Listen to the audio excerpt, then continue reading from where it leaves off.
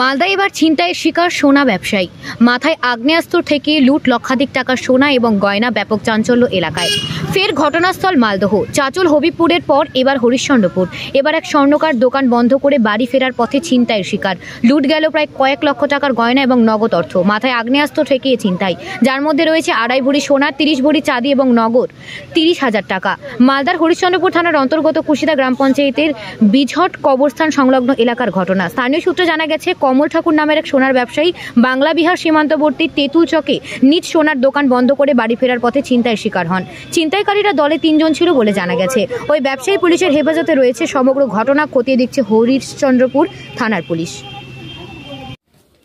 Exact 7:10-এর সময় ঘটনা ঘটেছিল। যে আমি যখন অফিস থেকে আসি, বাড়িতে আসলাম, এসে পরে আমি শুনতে পাই 7:30টার পরেই আমার দাদা ফোন করে যে এইভাবে কমলদার বাইকে হঠাৎ একদল দুষ্কৃতী আক্রমণ করে জোরপূর্বক তার যা ছিল, ব্যাগে ক্যাশ ছিল, কি যা ছিল, যতটা দোকান করার পর যা থাকে সমস্ত কিছু তার জোরপূর্বক ছিনতাই করে নেয়। এমনকি তার চাবি, গাড়ির চাবি পর্যন্ত দুষ্কৃতীরা ছিনিয়ে নিয়ে জঙ্গলের মধ্যে ফেলে, যাতে সে এবং মোবাইলটাও দাদার ছিনিয়ে নেয়, এবং যাতে প্রশাসন কিংবা লোকজনকে অত ইনফর্ম না করতে পারে। কতজন ছিল? এখন লোকালয় থেকে যেটা শুনতে পেলাম আমি আসার পর 3 জন ছিল, তারা বাইকে এসেছিল। হাতে কি কোনো অস্ত্র ছিল? আগ্নেয়াস্ত্র ছিল? শুনতে পাচ্ছি, অ্যাকচুয়ালি আমি তো দেখিনি, অ্যাকচুয়ালি শুনতে পাচ্ছি যে বন্দুক ঠেকিয়েছিল দাদার।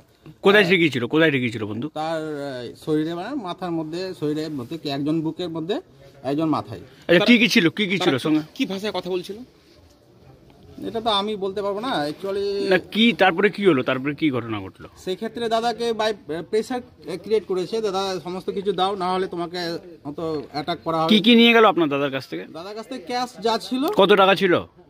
এটা আমি বলতে পারবো না ভাই, দাদাকে এখন পুলিশ হেফাজতে রয়েছে। কোথা থেকে আসছিল আপনার দাদা? দাদা আমাদের বিঝট এবং তেঁতুল যে চৌক রয়েছে, তেঁতুল চৌকে আমার দাদা দোকান করে স্বর্ণকারী মোনালি জুয়েলার্স। দোকান বন্ধ করার পরেই দাদা যখন আসে, এই নসিমের গোডাউন থেকে সামান্য উত্তরে ব্রিজ রয়েছে, যেটা অ্যাকচুয়ালি গাড়িমারা আমরা বাঁধ বলি, সেই ব্রিজের পাশেই দুষ্কৃতীরা বসেছিল। কি নাম ওই ব্রিজটার? গাড়িমারা যাকে বলছে। কোন গ্রাম পঞ্চায়েতে বললো ওটা? এটা কুশিদা গ্রাম পঞ্চায়েতের অন্তর্গত পড়ছে। বিঝট তেঁতুল চকের মিডল, নসিমের গোডাউনের উত্তরে। সবকিছু মিলিয়ে কত টাকার টাকা পয়সা মিলিয়ে কত লক্ষ টাকার ছিনতাই হলো? এটা তো এক্সাক্ট বলা যাচ্ছে না, এখন দাদা পুলিশ হেফাজতে আছে। এখন কত নিয়েছে না নিয়েছে, কিন্তু শুনলাম যেটুকু যে প্রায় 1,50,000 উপরেই যাবে হয়তো। পুলিশ এসেছিল? নগদ 50-এর উপরেই নিয়ে গেছে। পুলিশ এসছে? পুলিশ প্রশাসন এসছে, আইসি সাহেব এসছেন হরিশ্চন্দ্র থানা থেকে, এখন ইনভেস্টিগেশন করছেন। বাট আদৌ এখন ইনভেস্টিগেশন হচ্ছে, আমরা এখনও বুঝে উঠতে পারছি না প্রশাসন এক্ষেত্রে আমাদের কি উত্তর দেবেন। অ্যাকচুয়ালি কতটা আমরা সফল হব, সেই আমরা দাদার সেই তার সম্পত্তি হয়তো ব্যাগ পাবো কি না। আপনার দাদা কি সোনা ব্যবসায়ী? আপনার দাদা কি সোনার ব্যবসায়ী? আমার দাদা সোনার ব্যবসা করেন, সোনা জানি, মানে চাঁদি টাদি সব যা কিছু। বাড়ি কোথায় আপনার দাদার? আমার দাদার বাড়ি হচ্ছে মানে কি বিঝট পাড়ায়, বিঝট গ্রাম যে আছে আমাদের হিন্দু পাড়ায়। আচ্ছা, আর দোকানটা কোথায়? এটা আমাদের তেঁতুল চক পড়ছে।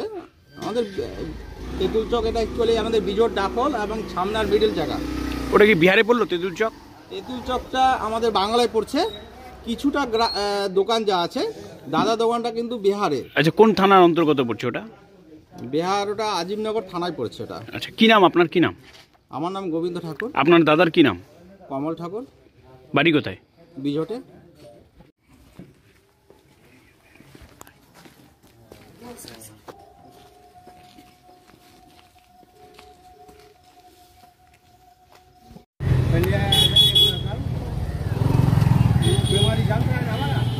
समय भी हो गया, 3-4 बज गया, आप गाड़ी बंद कर दी, घर जा करके वहाँ पर लिया एक बार गाड़ी जरूर है, तब जा कर स्टेशन से फिर जा कर